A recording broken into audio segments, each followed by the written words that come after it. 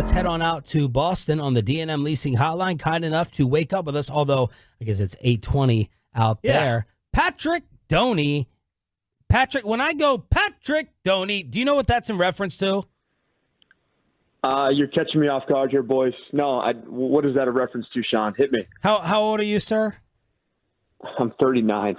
Okay, you should know this. You should know it. That's the way I didn't know it either, Pat. So, and no one on the fan text did, so you're okay. Patrick Ewing. Patrick Ewing. That's the way he was introduced. You know what I mean? I should have known that. Yes. You know, Patrick Ewing, not exactly a staple in Southern California sports in my childhood. Yes. Okay, I should have known that. Got it. Your thoughts on game one?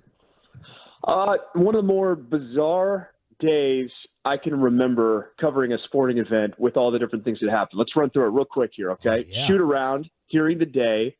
The Mavs extremely loose.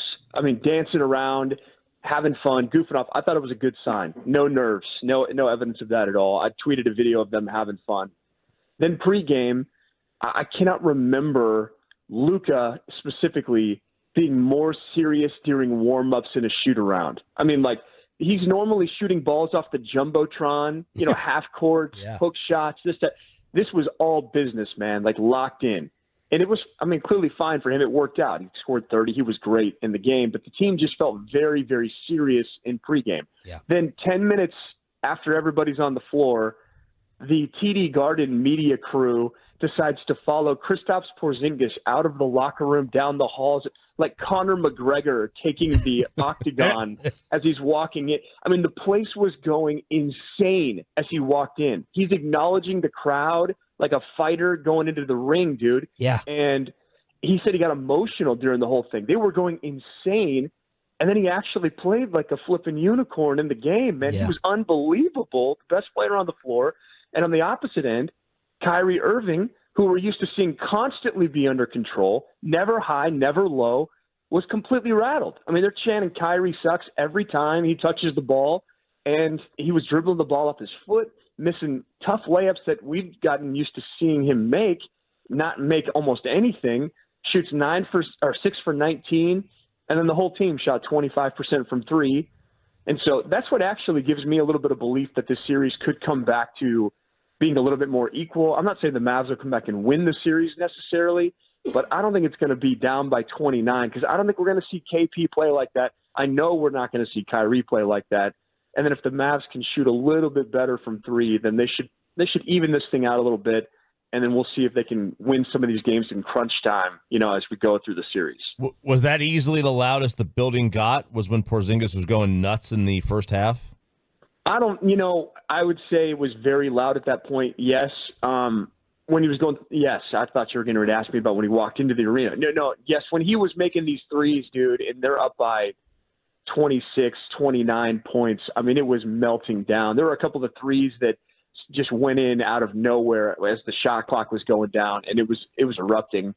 The Apple Watches for all of the guys around us in the media area were going off with that, like, hey, if you have this level of noise for more than 30 minutes, you could risk, hearing loss, going for it. It was one of the louder arenas I can remember in a long time, man. It was a great atmosphere and environment, but yeah, I think that they blitzed Dallas in a way that I'm not sure anybody expected, and I think they were a little caught off guard with that as well. Pat, did you think that the crowd towards Kyrie would be even worse, and do you think that rattled him, or he was just off?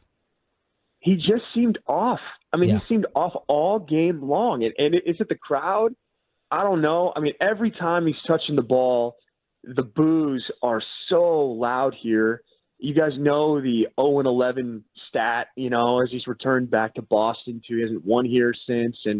And I mean, during commercial breaks, they're just randomly starting to chant Kyrie sucks over and over and over again. And so that's got to play some role in the fact that he looks as off as he did. Because, I mean, you all know what I'm saying. Like, during the season, it just felt like whenever things got really tense, especially in like the Minnesota and the Oklahoma City series, you get the ball in his hands, he's going to get to the basket, he's going to make some crazy layup, and it's going to get things back on track. And he just seemed to be that steady presence. And last night, he seemed to be the person that other Mavs had to try and get to, hey, let's get on track, man. It's going to be okay.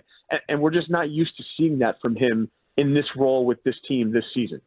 Talking with Pat Doney from NBC5, live in Boston for Celtics and Mavericks. Pat, was there any of it you felt like, was it anything to do with that long layoff for Dallas? Like, did you feel like they were flat at all or rusty coming off that layoff? Or do you think it was just a little overwhelmed by the emotion of the moment? I think it might have been a little bit of that. I mean, Daniel Gafford, post-game, we were talking to him in the locker room, and he acknowledged that maybe it took a minute or two for them to get their feet under them, and all of a sudden you look up and they had that huge deficit. I mean, again, they were down 29 in the second quarter. Anytime you take almost a week off and you're playing really well, you risk that rest versus rust debate for sure. But, you know, I really think it's just a matter of they didn't shoot well from three, man. And I said before the series, they needed Luka and Kyrie to be all-star level players, and they needed to have their other players, the role guys, knock down open shots. And they did not have both Luka and Kyrie play like all-stars last night. Kyrie did not, and they did not hit a lot of open shots. And it's going to be really hard to beat the team with the best record in the NBA in the regular season on the road if those three things don't happen. And so they're going to need that to change in game two. It can change in game two. I mean, they've lost game ones in two of the three series so far in this playoff run, so they clearly can come back from an 0-1 deficit. But I think game two is crucial now because you fall behind 0-2. Now it means that there's tons of pressure for you to win both games in Dallas. If they can just split here, even though this was bad, I think it's still a win getting out of here with one win out of Boston. So that's why Sunday's so important. What was your pick for the series? I had Mavs in 6. Oh. I still think that it's possible if they win on Sunday. So, but they clearly are at this point, they showed that they were the second best team by far last night. The length from Boston bothered them a lot.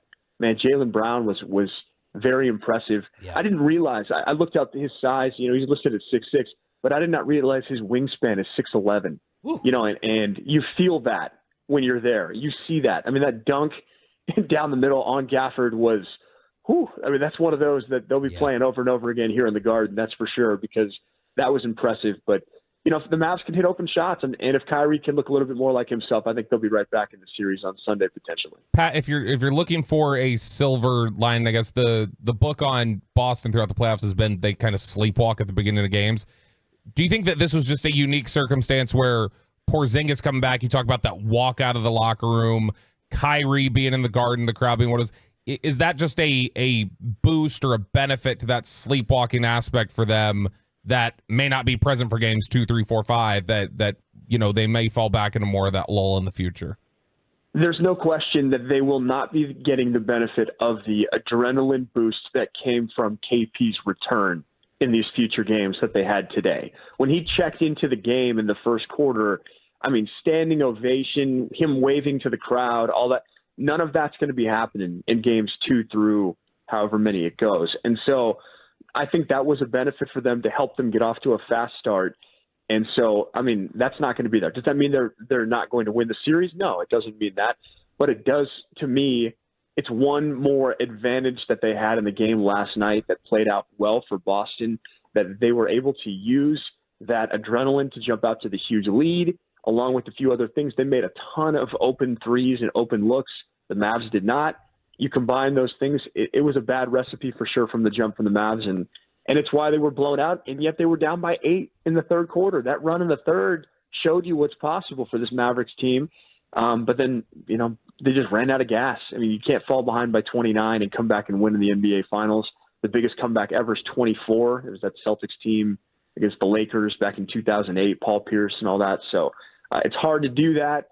So Dallas needs to get off to a better start for sure in the next game. But again, I expect Kyrie Irving to be much better than he was in game 1, and that's a huge key. But then again, it's going to be hard for him not to be much better because that was pretty rough in game 1, his performance for the Mavs. What percentage of Mavs fans do you think was in the crowd? Less than 1. Wow.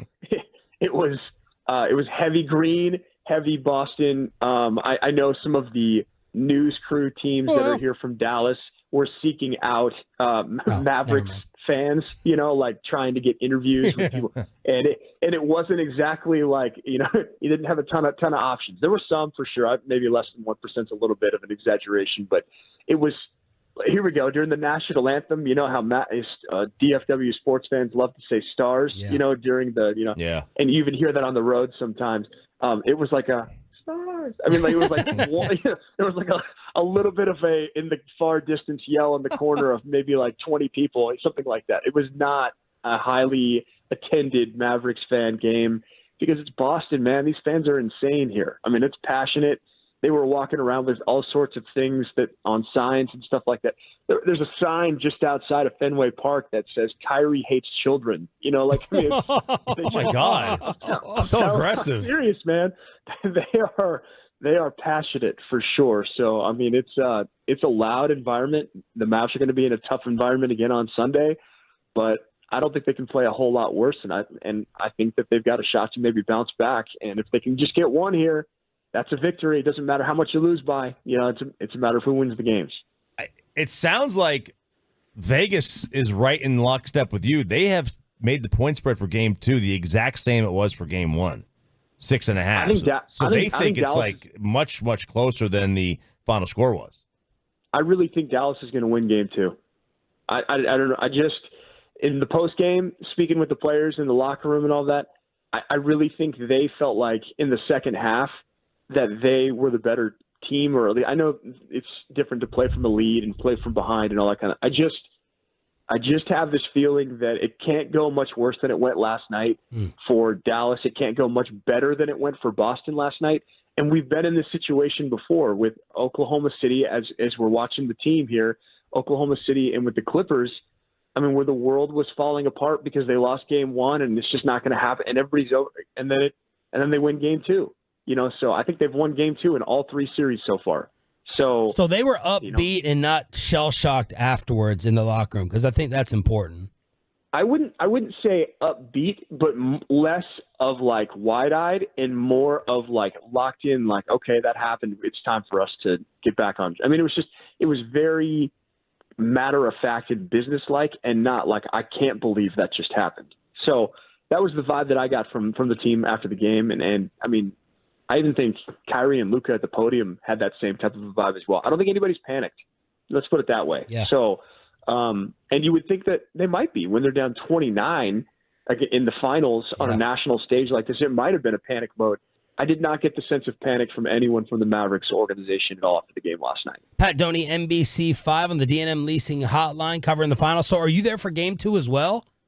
I am. Yeah, I'm here. Newey and I are both at every game, home and away, no matter what. So wow, look at the NBC5 budget, killing it. Must be the high school football coverage. So what are you going to do in the meantime? What's on the Boston itinerary?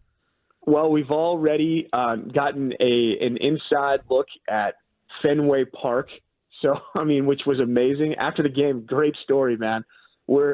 Yesterday, Fenway Park is closed down because they played a day game, and they're cleaning up after. And we go up. We're looking for a place to do our 6 p.m. show, and I just go to talk to the security guard, and they're like, "You can't get in without media relations. I'm sorry." And I'm like, "All right, well, it's worth a shot." So then what do? I called our guy, John Blake from the Rangers, just to say, "Hey, is there?" And he's like, "Oh, I used to work at the Red Sox. We'll take care of you." I'm like, "What?" We go walk back, and they're like, "You're in." So, dude, we walked in and we're on checking out the monster in an empty Fenway Park. Wow, I did the show. It was pretty cool. I'm a baseball nerd, man. It was pretty cool. We did that. Todd Archer, Cowboys reporter for ESPN, recommended this Regina Pizza place, which is like a go-to spot. Apparently, we go there. They find out we're from Dallas, and they're like, "Get out of here!" Like that whole thing, whatever.